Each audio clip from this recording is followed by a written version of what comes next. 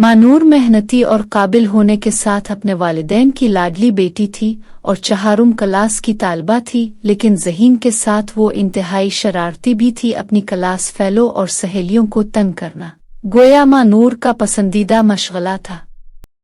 एक दिन स्कूल में ब्रेक के वक्त मानूर ने अपनी क्लास फेलो सानिया का लंच बॉक्स छुपा दिया तो सानिया काफी देर तक अपना लंच बॉक्स तलाश करती रही और आखिर न मिलने पर थक कर बैठ गई। दूसरी जानिब मानूर सानिया की हालत पर बहुत देर हंसती रही और छठी होने के करीब सानिया की गैर मौजूदगी का फायदा उठाते हुए चुपके से इसका लंच बॉक्स इसके बैग में डाल दिया।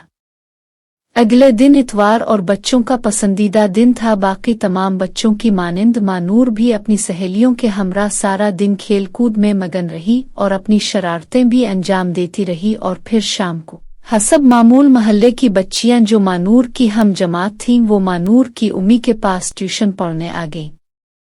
वैसे तो उन सब को इतवार के दिन छठी होती, मगर चूंकि सोमवार को उनकी क्लास में मिस सदफ की निगरानी में खुशखत्ती का मुकाबला था, चुनांचे सब बच्चियों ने, जिनमें मानूर भी शामिल थी, ने मानूर की उम्मी से मदद लेते हुए बहुत खूबसूरती से अपनी नोट बक्स पर होमवर्क लिखा।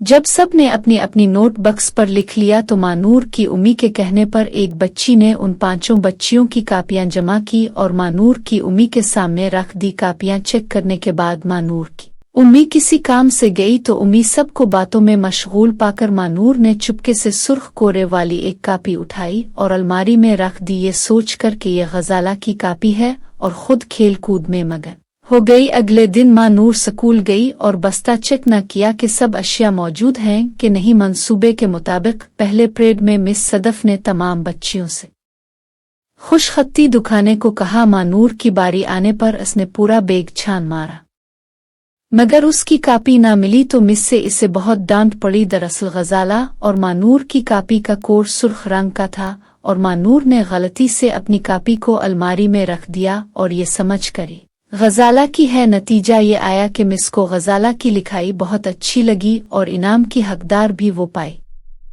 आज पहली बार मानूर पीछे रह गई, जिसका इसे बहुत अफसोस हुआ। घर आकर इसने खाना खाने से इनकार कर दिया तो इसकी उम्मी ने इसे परेशान देखकर वजह पूछी तो इसने सब मामला तफसील से बताया। तब इसकी उम्मी ने इसे समझाया कि दूसरों को परेशान करना बहुत बुरी बात है और गलती की सजा तो मिलती है, हमें कभी किसी को परेशान नहीं करना चाहिए। ये सुनकर मानूर रोने लगी और उसने सच्चे दिल से तौबा की और फिर कभी ऐसी शरारत नहीं की जिससे किसी का नुकसान हो। दोस्तों, हमें भी चाहिए कि कभी ऐसी शरारत न करे जिससे दूसरों को तकलीफ हो, क्योंकि अल्लाह ऐसे लोगों को पसंद नहीं करता जो किसी को तकलीफ दे।